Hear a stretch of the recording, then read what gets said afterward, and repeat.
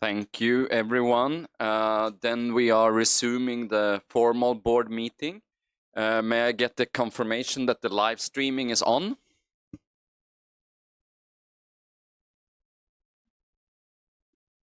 Sorry.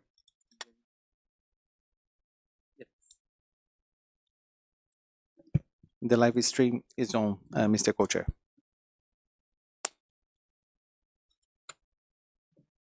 So, fellow colleagues, please take your seat. We will now turn to agenda item 16A, independent evaluation of GCF's approach to indigenous peoples. For this, the board has before it documents GCF B.41.06, independent evaluation of the GCF approach to indigenous peoples. The management response to the evaluation is in document GCF B.41.06 Addendum 1.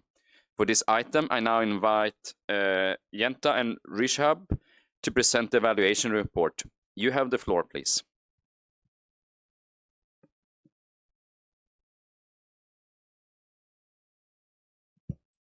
Thank you, Co-Chair.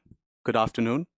My name is Rishab Motgill, and on behalf of the IEU and the evaluation team, I'm pleased to present the independent evaluation of the GCF's approach to the indigenous peoples, the IPs.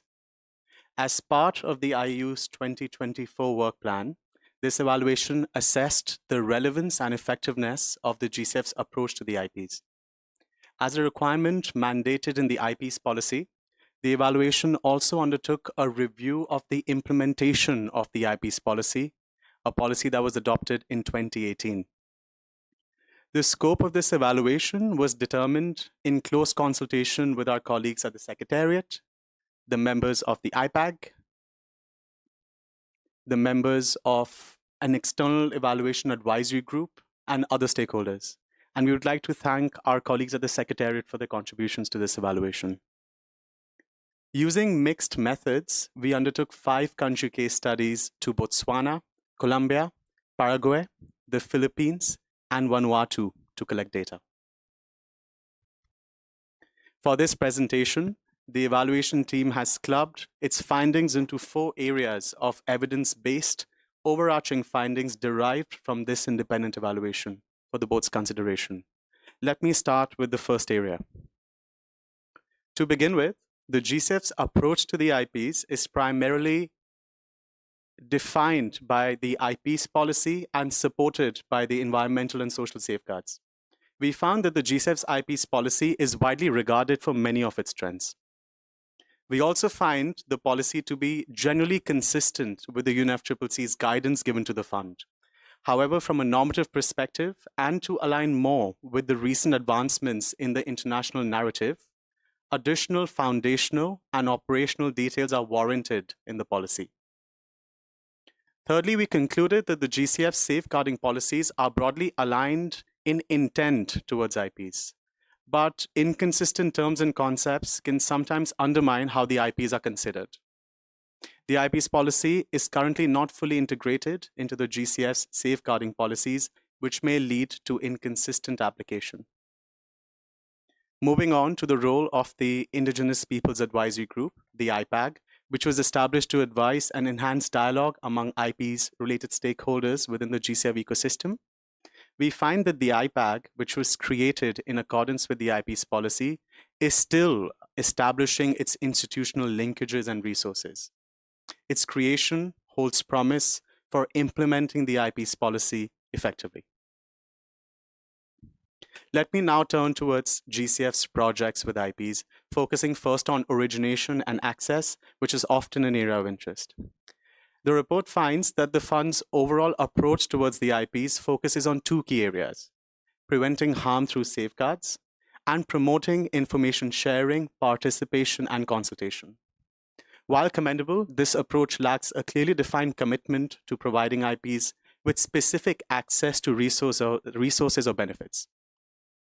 Also, GCF projects are expected to focus on national level country priorities.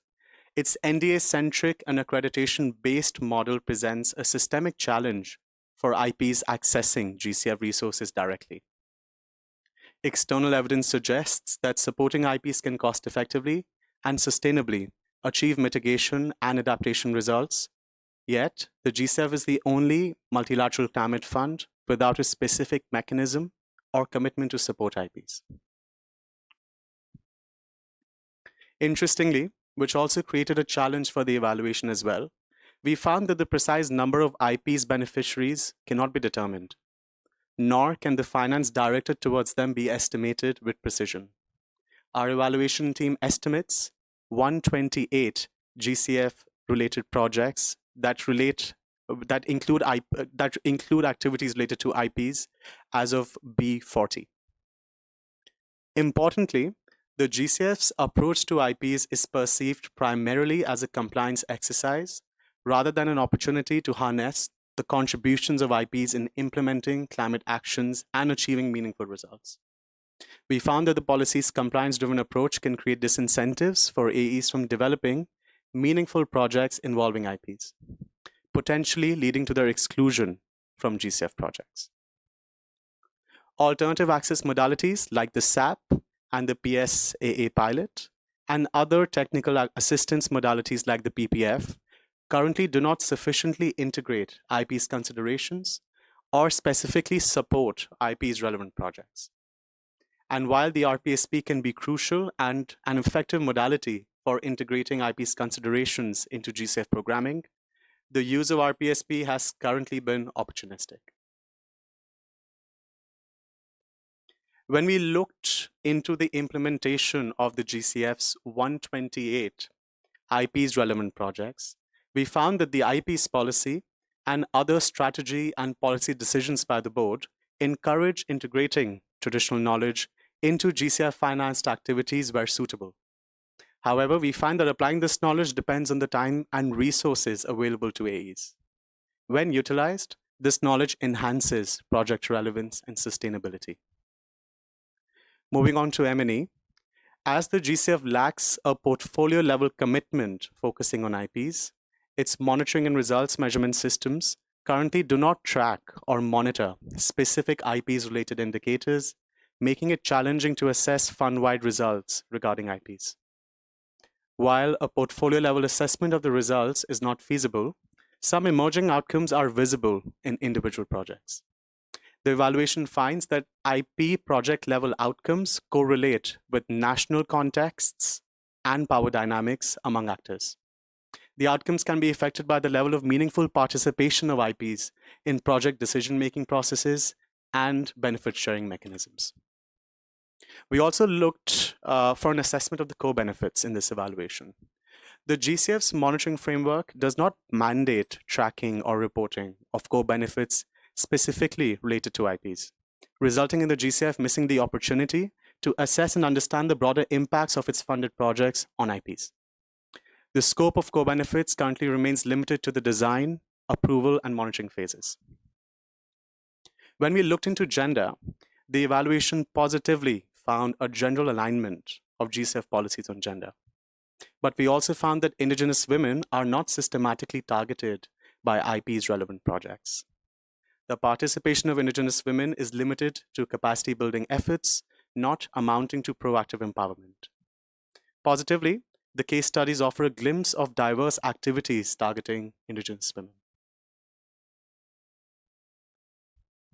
Moving on to the final area of findings, we looked into the factors affecting GCF's approach to IPs.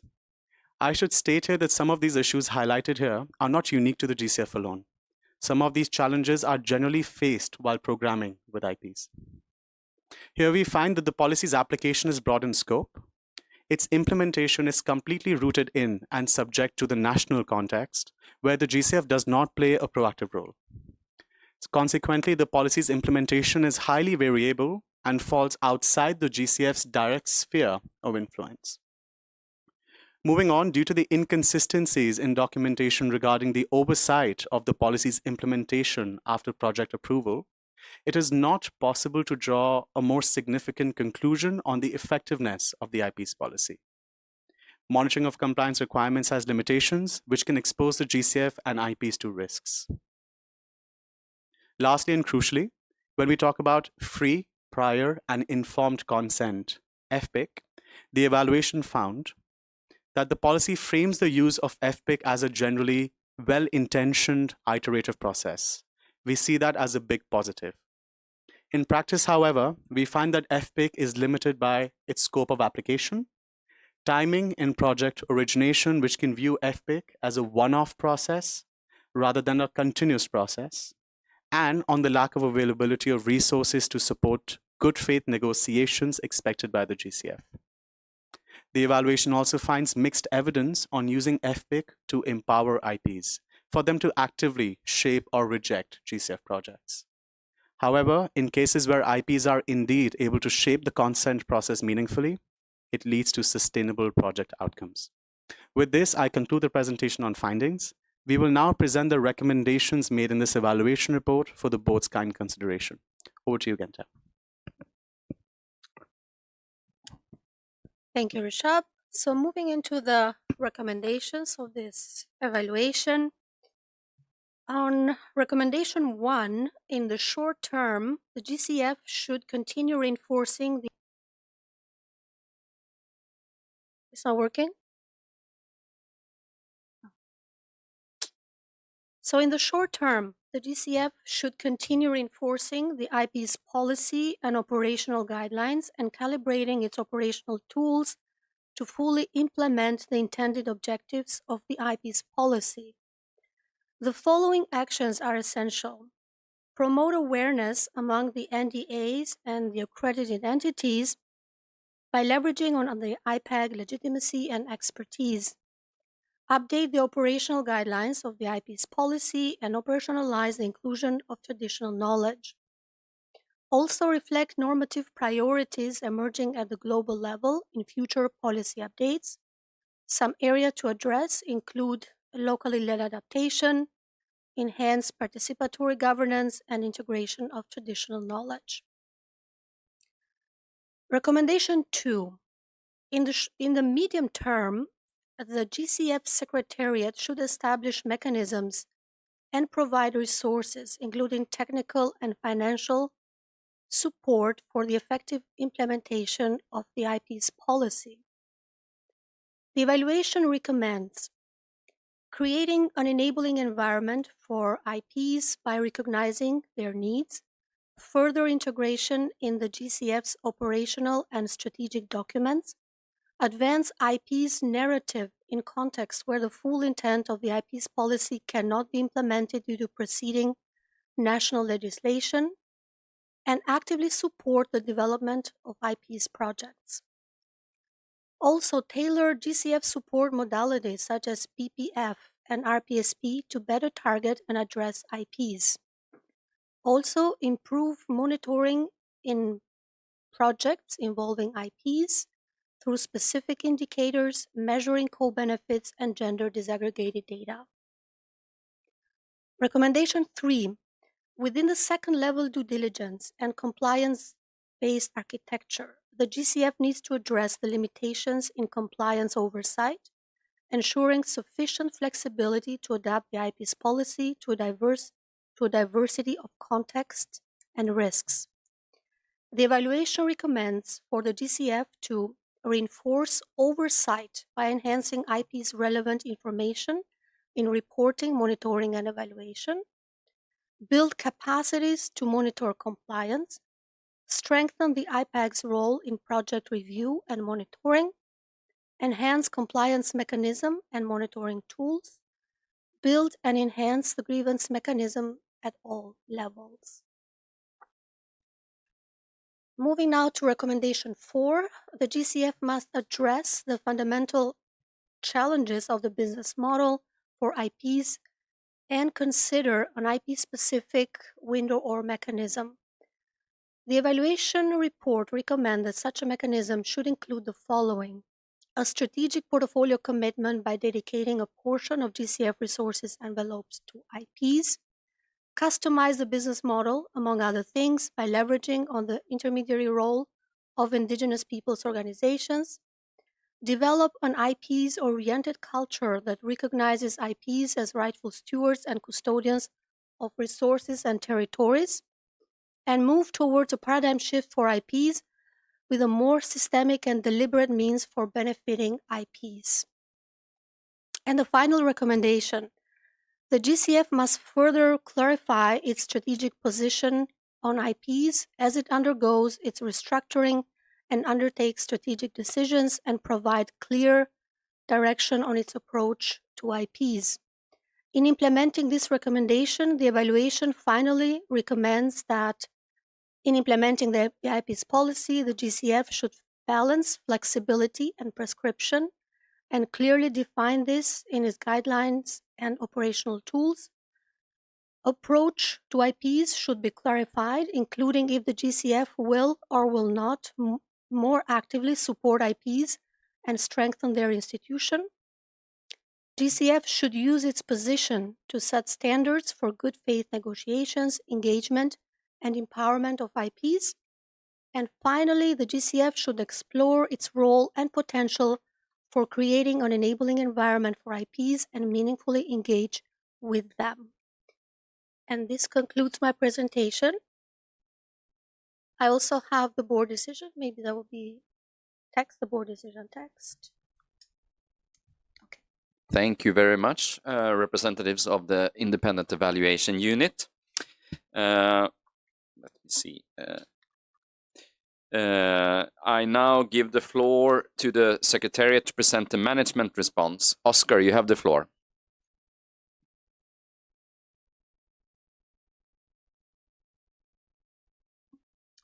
Thank you very much, Co-Chair. Good afternoon, distinguished board members. Let me present key highlights from the management response to the independent evaluation of the GCF's approach to Indigenous peoples. The Secretariat welcomes the valuable insights presented in the evaluation report. The Secretariat is committed towards the GCF's Indigenous peoples policy and its implementation, which underlines the efforts that the Secretariat is already making. Through its reorganization, the Secretariat aims to strengthen the involvement and benefit of Indigenous peoples. To that end, the Secretariat will continue to work closely with Indigenous Peoples Advisory Group. I am now continuing with responses to the specific recommendations for this evaluation. The first, next slide, please. The first is that in the short term, the GCF should continue to reinforce the Indigenous peoples' policies and operational guidelines while calibrating its operational tools to fully implement the intended objectives of the policy. Secretariat agrees that awareness creation for nationally designated authorities and accredited entities' capacity building is important. In the context of the review of ESS and inclusion policies in 2026, the Secretariat is committed to strengthen operational guidelines on Indigenous peoples, informed by collaboration and dialogue with stakeholders, such as the local communities and Indigenous peoples platforms and the UNFCCC. We go to the next slide. The second recommendation calls for establishing mechanisms and provide resources, including technical and financial support for the effective implementation of the Indigenous peoples policies. The Secretariat agrees, and we would like to emphasize the present initiative to strengthen mechanisms of climate action through locally led climate mechanisms, which will potentially strengthen the decision-making role of Indigenous peoples for climate action. GCF's engagement at COP29 on the common principles for effective climate finance and the conflict-sensitive approach underlines the intentions. The Secretariat has also agrees to more intentionally target Indigenous peoples through its readiness grants and dialogue with countries to integrate the effective role of Indigenous peoples into nationally determined contributions, national adaptation plans, and other national policy documents. The GCF also agrees to improve capturing of data on Indigenous peoples' activities and outcomes in readiness grants and funded activities. It will use the review of the monitoring and accountability framework as part of the accreditation reform to strengthen requirements of accredited agencies to fulfill the information requirements of GCF and its stakeholders.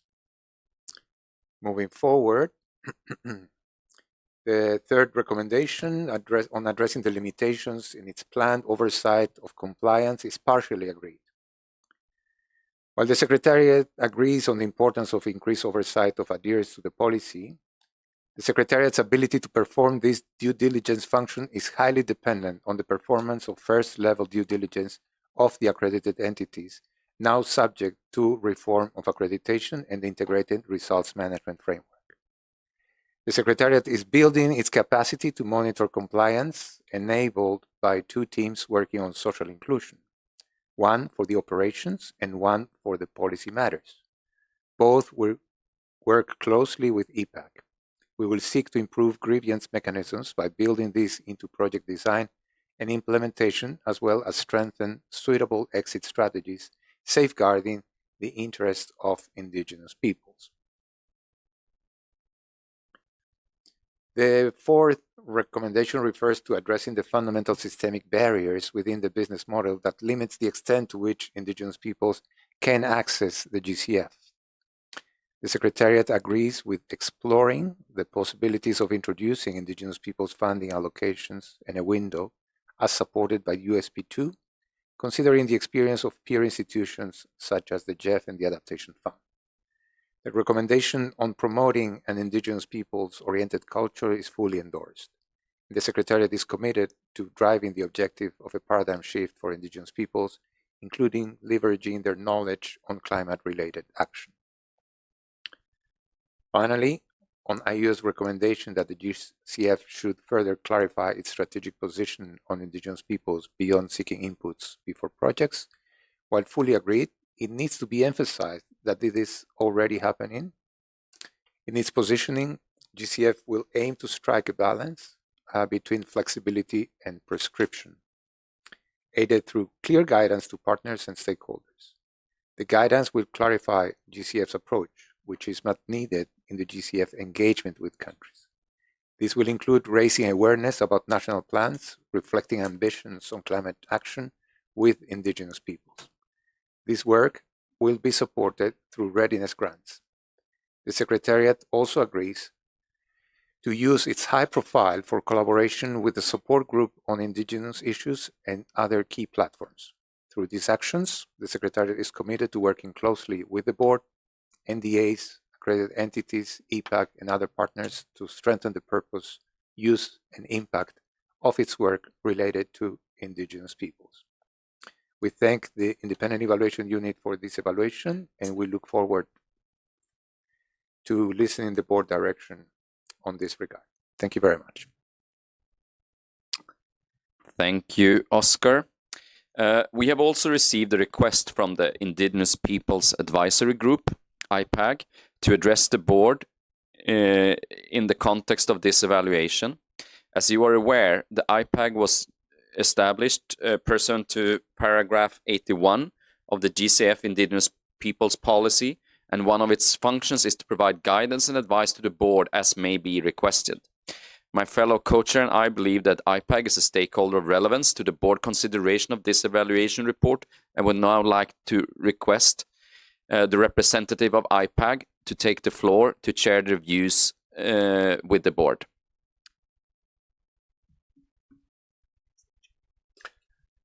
Oh, sorry, my fault.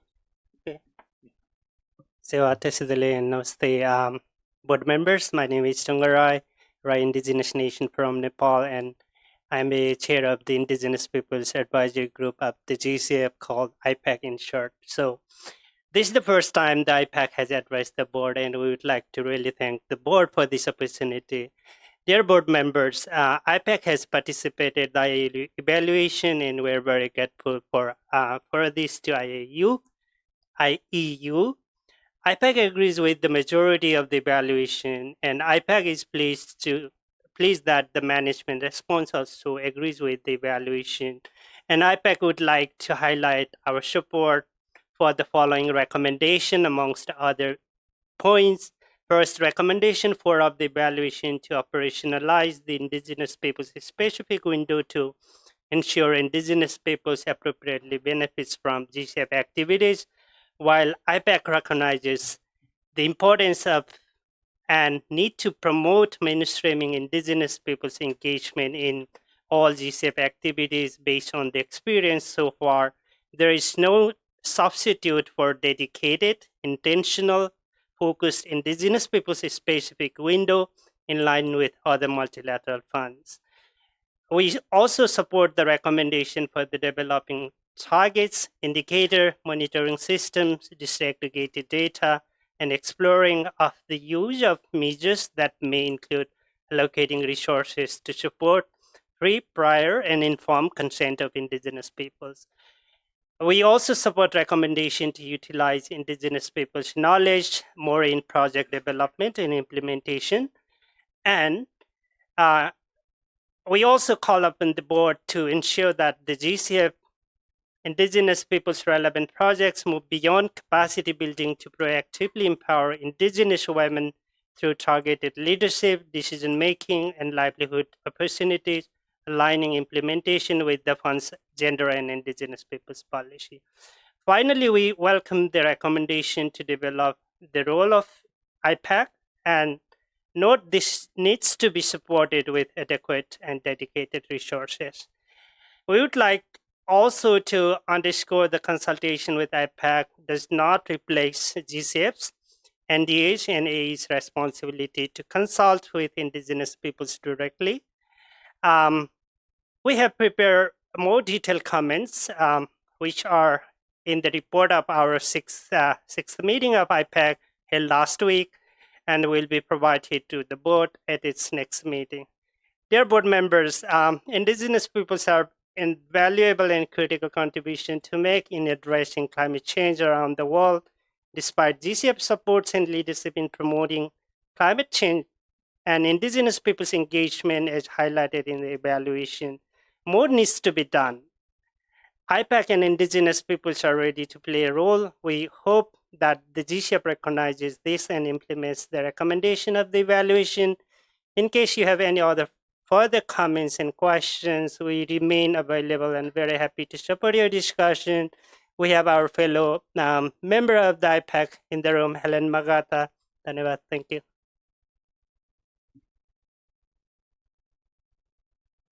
Thank you, and many thanks to the Independent Evaluation Unit, the Secretariat, and IPAG for these interventions.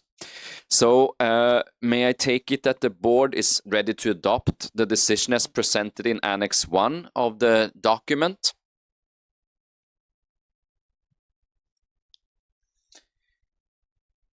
I have request for the floor. Please, Andrew, you have the floor. Thank you, Chair. I would like to make a few comments, with your indulgence. First of all, thanks to Genta from the IEU for presenting the evaluation, to Oscar for the presentation on management responses, and for Tunga for providing IPAG views and suggestions. We very much look forward to reading the report of the IPAG meeting you referenced, and would welcome further opportunities to engage with the board and IPAG. Canada very much welcomes this evaluation. It's an important issue to discuss and of particular relevance to the GCF.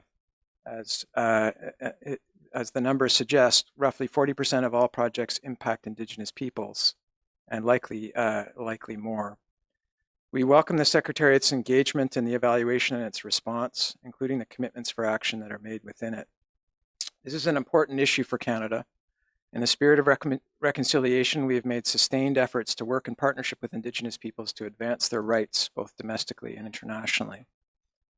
This includes seeking outcomes in international fora that reaffirm and safeguard the rights of Indigenous peoples, promote the importance of ethical and equitable engagement and use of Indigenous knowledge alongside Western science, and in recognizing the leadership of Indigenous peoples in climate action and promoting their participation within it. We know it's not easy to do, because it involves different ways of working for the GCF, for NDAs, for accredited entities, and for our governments, but it is necessary.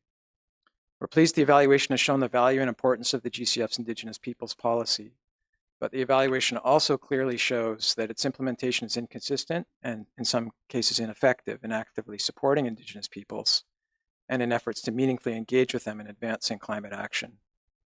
We agree with the evaluation findings that while current approaches to preventing harm and promoting participation is commendable, policy implementation must go beyond a simple compliance exercise.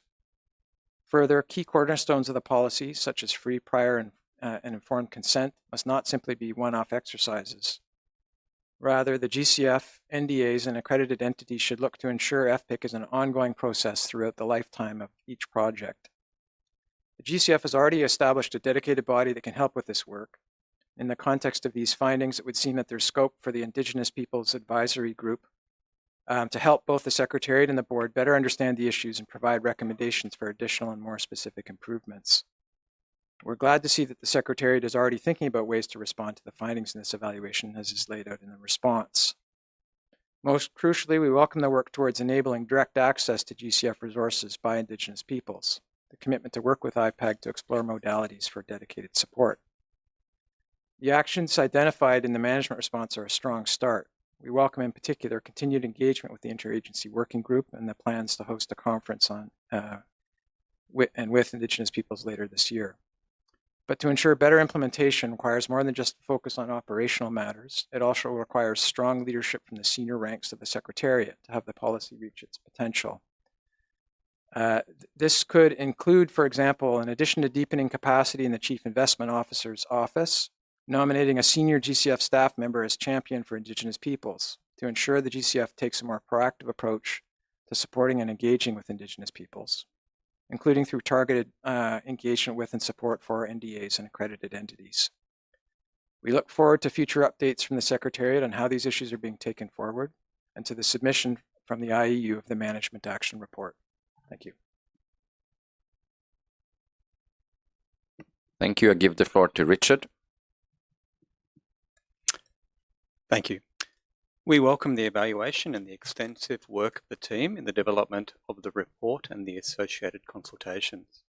I also appreciate and also thank the co-chairs for enabling Tunga to have the opportunity to present the views of IPAC directly to the board. I think that's both symbolically and practically very important. We recognise the contribution of Indigenous peoples, for example, traditional knowledge and beyond, and inclusive engagement and support of Indigenous peoples is a critically important issue.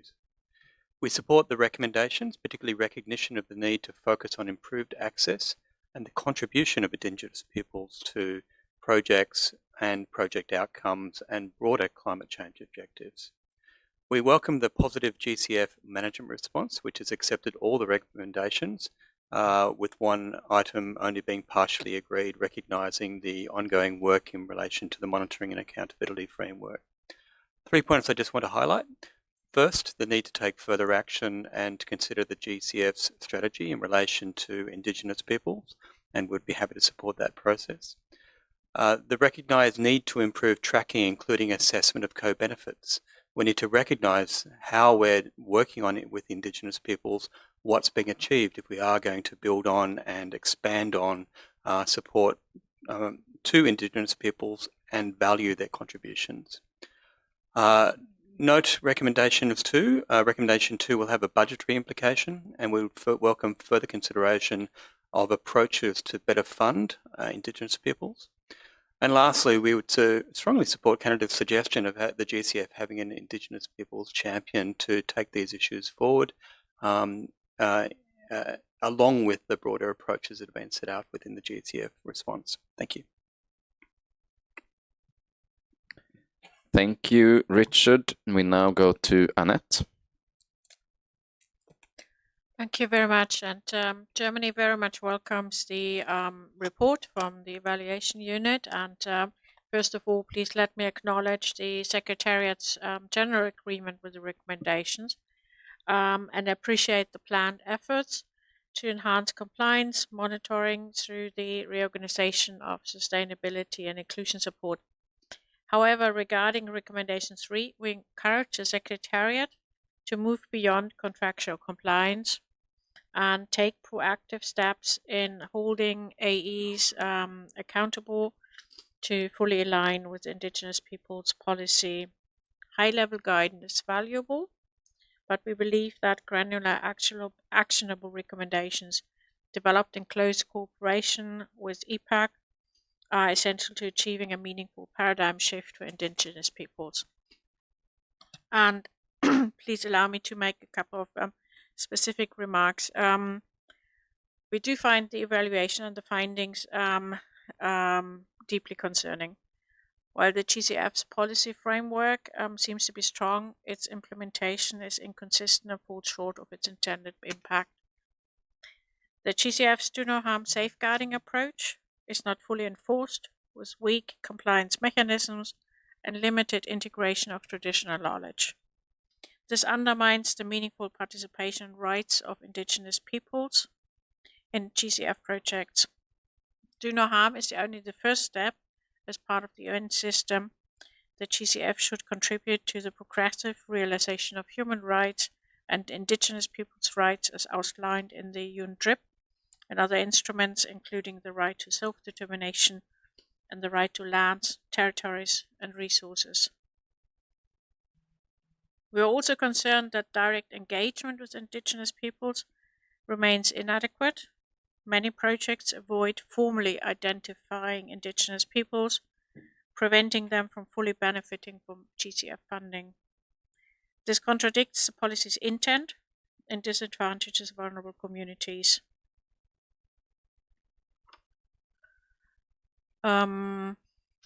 Furthermore, indigenous peoples should not be abbreviated as IP, as this is also not done in other safeguard documents or CBD documents. Abbreviation bears the risk of invisibilizing indigenous peoples. The state that the indigenous peoples' policies implementation is rooted in and subject to the national context is also an issue that should be addressed. Given the low recognition of indigenous peoples in Africa and Asia, here it should be discussed how GCF as international instruments must adhere to stricter international law.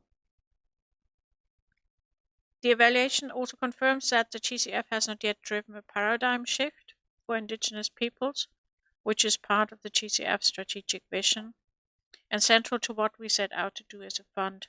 And this is alarming to us.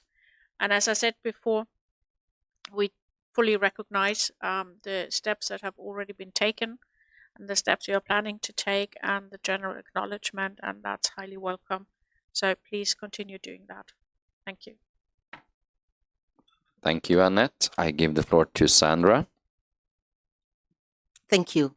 We also welcome the evaluation and the management response. We are really assured by the fact that the management response almost 100% agrees with the recommendations. We find that very hopeful. We agree that the fulfillment of the fundamental standards and elements within the approach for the indigenous peoples at GCF is very important and equally urgent. And therefore, we are indeed hoping that the involvement of the IPs in projects will be more effective, and we hope to ensure the consultation of standards are met in every case.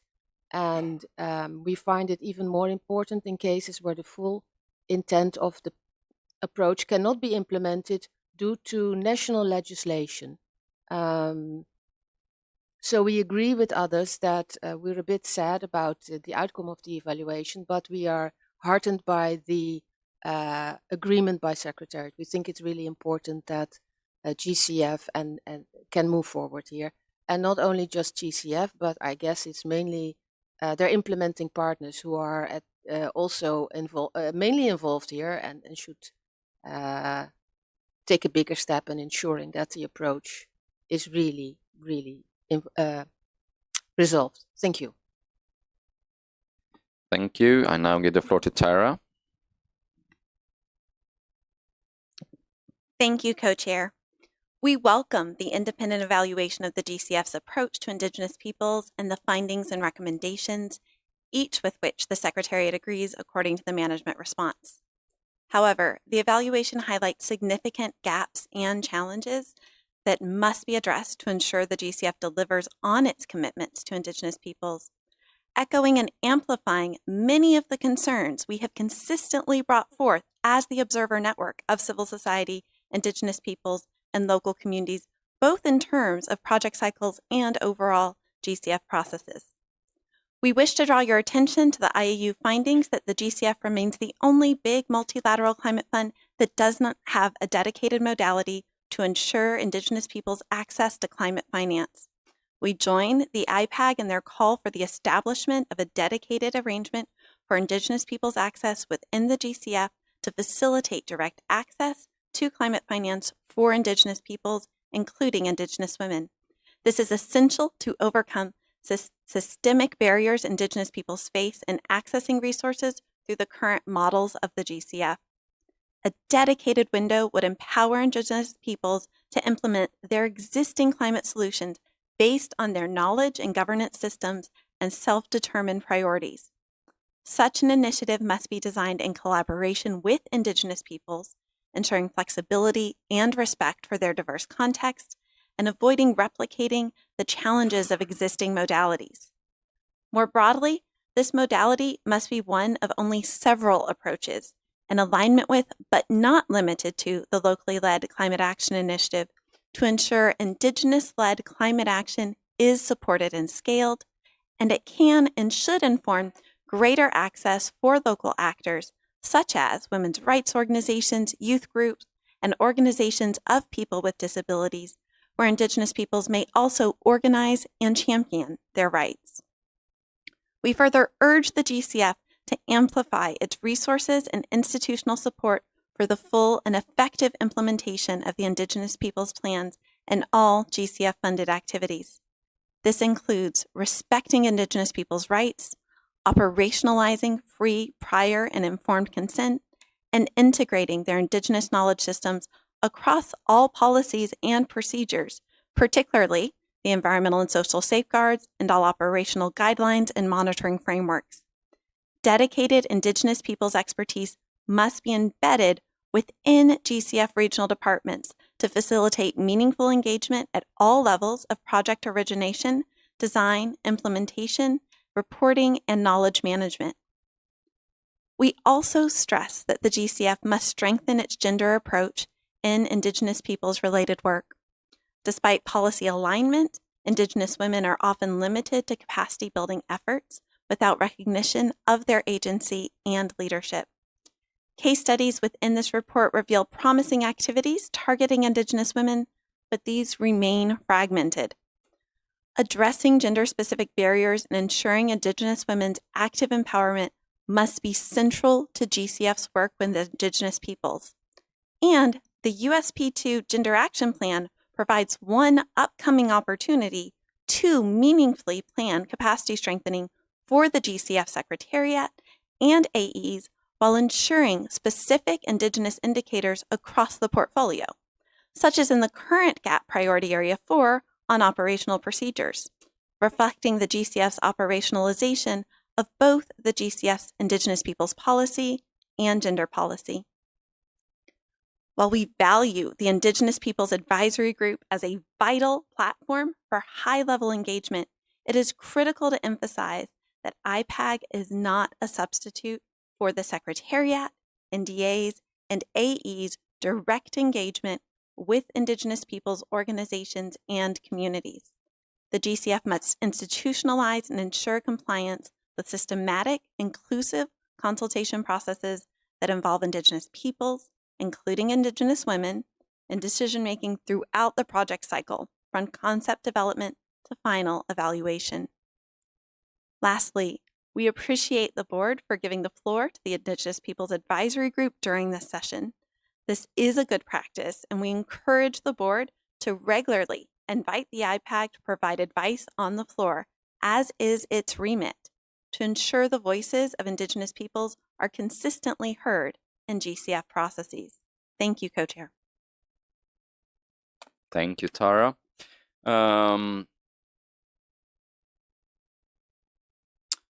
May I take it that the board is ready to adopt this decision as presented at Annex 1 of the document? Oh.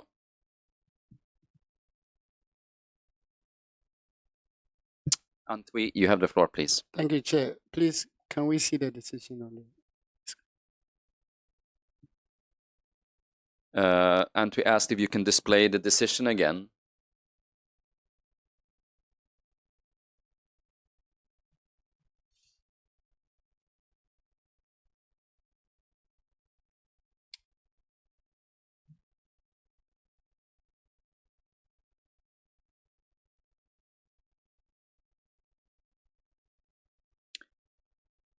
So, may I take it that the board is ready to adopt the decision as presented at Annex 1 of the document? The decision is so adopted.